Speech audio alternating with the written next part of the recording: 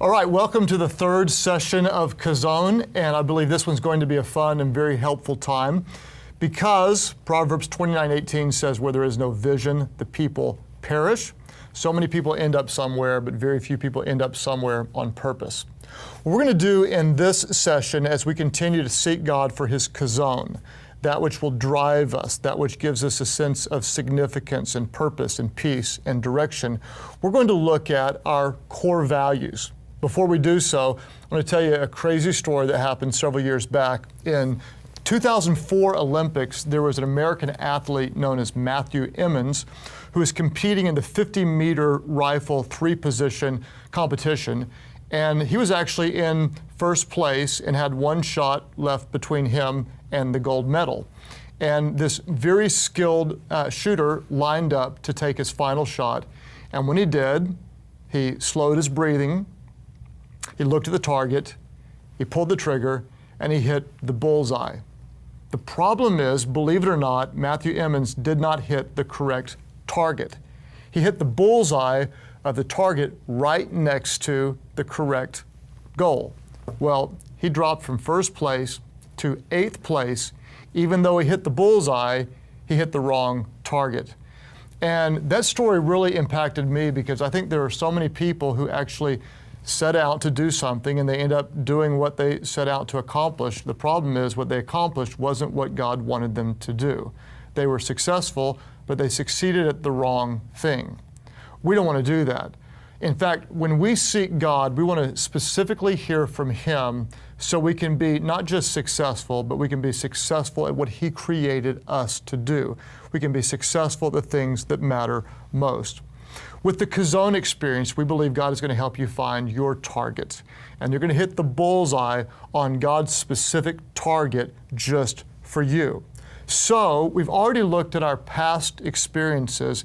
What I want to do in this session is talk about our core values. In fact, I like what Paul said in 2 Corinthians 13:8. He said, we cannot oppose the truth. We must always stand for the truth.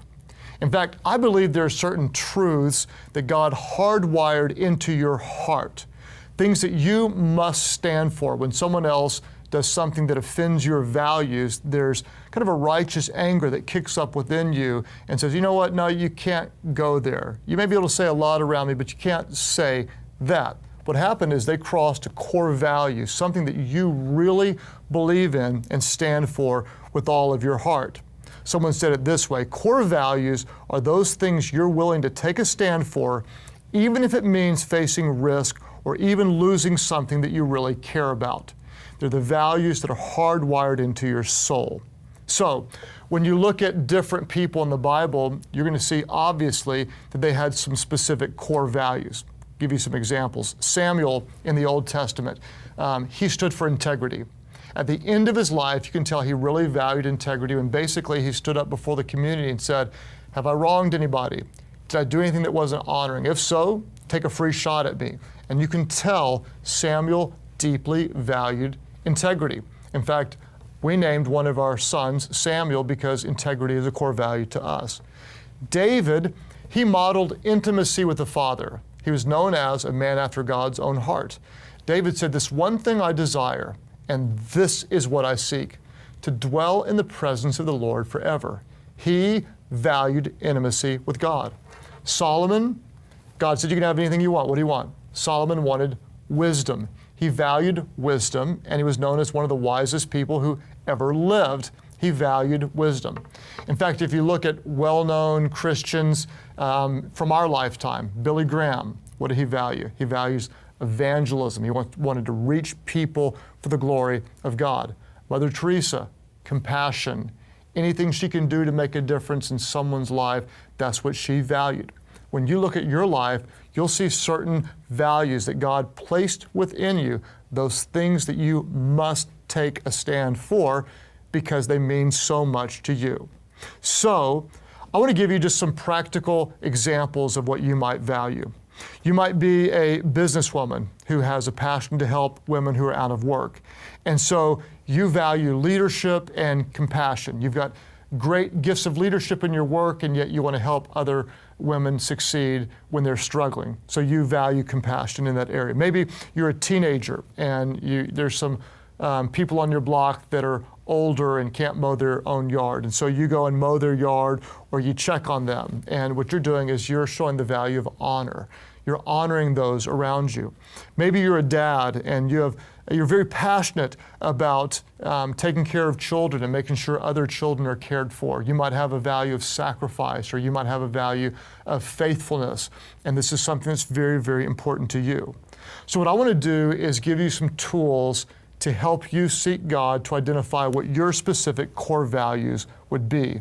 And let me just ask you 3 questions and get you to think about how would you answer these questions, and we're going to help unearth those values that God has planted in your heart. The first question is this: what stirs up righteous anger inside of you? What stirs up righteous anger inside of you? What do you look at and say, no, not on my watch. I can't tolerate that. That's just not right. Somebody's got to do something about this. It might as well be me. Maybe it's some type of injustice. Maybe it's racism. Maybe it's poverty. Maybe it's when a man abuses a woman. Maybe it's when children are left in need. What is it that stirs up righteous anger in you? Second question, what things bring you the most happiness or joy? When you see something, what makes you just leap with joy on the inside? What is it that makes you celebrate and you want to be a part of something where this is going on? Ask yourself, what is it that breaks your heart, stirs up righteous anger? What is it that brings happiness and joy? The third question is this: when you look at your personal timeline, what core values do you see revealed in it? As you look back over your past experiences, what consistently do you see revealed that might imply you have a core value of this or that?